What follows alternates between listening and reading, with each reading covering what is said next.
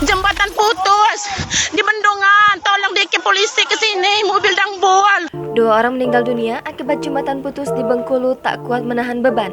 1 minibus engkel terjun ke sungai. Peristiwa jembatan putus baru saja terjadi di Bendungan Selepa, Desa Penandingan, Kecamatan Air Nipis, Bengkulu Selatan, Rabu 20 April 2022 yang menyebabkan 2 orang meninggal dunia, termasuk 1 bocah berumur 6 tahun. Penumpang lainnya mengalami luka berat dan telah dilarikan ke puskesmas setempat.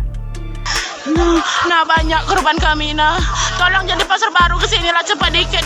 Beredar video di media sosial yang memperlihatkan jembatan putus itu yang ditayangkan langsung oleh akun Facebook Desi Wadimin pada Rabu 20 April 2022.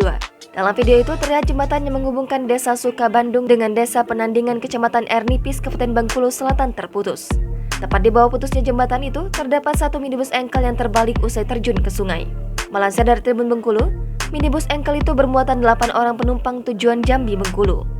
Kapolsek Segimin, Ibtu Kusyadi mengatakan, jembatan putus tersebut lantaran tak kuat menahan beban yang melintas. Ia menuturkan, kendaraan bus Mitsubishi Center nomor polisi BH7845FU membawa penumpang dari Provinsi Jambi menuju Kecamatan Air Nipis, Bengkulu Selatan. Mitsubishi Center berangkat dari Provinsi Jambi pada hari Selasa 19 April kemarin, namun pada Rabu 20 April tiba di Kabupaten Bengkulu Selatan.